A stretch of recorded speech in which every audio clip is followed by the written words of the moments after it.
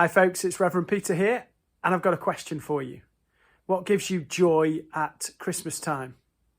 Maybe you're a Christmas jumper person. Maybe you like the Christmas carols or songs. Maybe it's the giving and receiving of gifts. Or perhaps it's just a little bit of time off for rest and recreation over the Christmas season. Maybe actually it's something simpler than that. Maybe it's just being included in what's going on. I don't know if you've ever been the only person who wasn't invited to a party, but the feeling of exclusion, the feeling of being left out or overlooked is something that is really difficult, I think. And yet the Christmas story is all about making room for everyone. Think about it. Think about the characters in the Nativity. Think about what God was saying when he cast that stable scene and he invited all of those different people to what was the very first birthday party for Jesus. As I go through them, see if you can pick out the different characters that are involved in the Christmas story. And we'll think about the fact that there is room for everyone. The first invitation goes to a group of people who were very different. They would have had a different colour skin, spoken a different language, had different beliefs, and travelled from a far-off land. In fact, they followed a star. That was their invitation. Astrology, following the stars, was something that wasn't even allowed at the time of Jesus. It was outlawed as being something that was wrong. And yet, despite them being very different, with very different beliefs, and coming from a very different place, God chooses to invite them. Do you know who they were? They're sometimes called the wise men, or the magi, or the kings. And even though they were very different, God chose to invite them. There is room for people who are different in God's story. The next group of people were incredibly low-paid workers.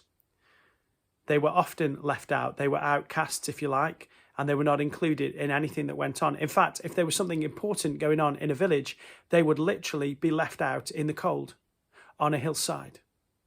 Do you know who they were? They were the shepherds. And God sent a whole host of angels to invite the shepherds. Despite them being low paid, in fact, it doesn't matter how much somebody earns. There is room for those who are rich and poor. There is room for those even in poverty in the story of Jesus, in God's story. The next people invited were two women, one that was very young and one that was very old. God invited both of those to be part of his story. The youngest was a virgin, never married, and yet was about to have a child.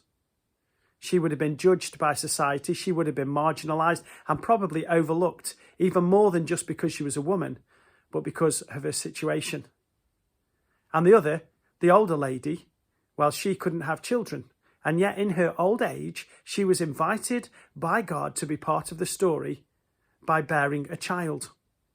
That older lady was Elizabeth, and she gave birth to John the Baptist. The younger, of course, was Mary, who was given the job of bearing and raising Jesus, God himself. So no matter whether you are old or young, or whatever your gender, there is room for you in that Christmas story. There is room for all ages and genders in God's story. The next invitation was to a refugee family. Life is hard for those who have to find refuge in another country. And this family had to flee for their lives from an evil dictator who wanted to kill them. They travelled a long way, probably leaving everything behind, and moved to a land that they didn't know, that had a different language.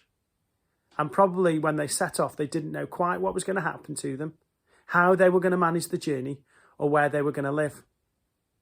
That refugee family was Mary, Joseph, and Jesus.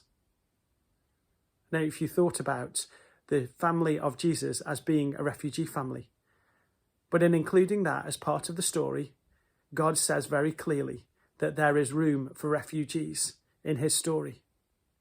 What God is saying by including this unlikely bunch of people, rich and poor, those from wherever, with whatever language and whatever beliefs, for those of all ages and genders, for you and me, God is saying that there is room in that story. There is room in the Nativity, in the stable, in the story of God for all of us.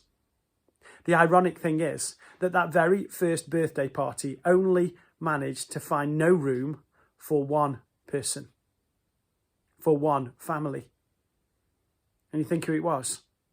It was the family that knocked on door after door after door and asked if there was any room, and the answer came back each time, sorry, there is no room. The ironic thing is that the only one who was left out, excluded in that story, was Jesus and his family as they sought somewhere to stay. Of course, eventually they found the stable. There was room for them. The question, the challenge of this story is knowing that God makes room for all of us in his story. Is there room for God in your story? As a challenge, something to think about, something to reflect on over the Christmas period. How can you find room for the birthday boy, for Jesus in your Christmas? I hope you have a great Christmas. I hope you get that time off, that Christmas jumper, those gifts, all those things that bring you Christmas joy. And I hope that you are included. And I hope that you know that God wants to include you in his story. God bless you. There is room.